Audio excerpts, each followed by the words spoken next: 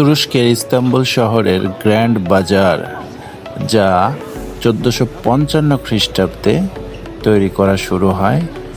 এটি পৃথিবীর অন্যতম বৃহত্তম এবং প্রাচীনতম একটি মার্কেট, এবং অনেক সময় বলা হয় যে এটি নাকি পৃথিবীর সবচেয়ে প্রাচীন শপিং মল।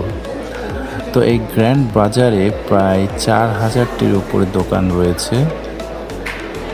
প্রতিদিন এই গ্র্যান্ড বাজারে 2.5 লাখ থেকে 4 লক্ষ পর্যটক ভ্রমণ করে থাকেন বা শপিং করতে আসেন, ঘোরাঘুরি করতে আসেন। এবং 2014 সালে এটি কিন্তু পৃথিবীর সেই বছরের সবচেয়ে বেশি পর্যটক দ্বারা দর্শন করা স্থান হিসাবে পরিগণিত হয় বা স্বীকৃতি দেওয়া হয়। তো এই গ্র্যান্ড বাজারে শপিং শেষে আমরা পাশে একটি রেস্টুরেন্টে খেতে ঢুকলাম। চলুন দেখি আমাদের কি খেতে দিল এই রেস্টুরেন্টে। এখানে দেখতে পাচ্ছেন কাবাব, একটা হচ্ছে বিফ কাবাব আর একটা মুরগির কাবাব, চিকেন কাবাব, সাথে ডাল জাতীয় একটি আইটেম, সাথে 1 পিস টমেটো দেওয়া আছে।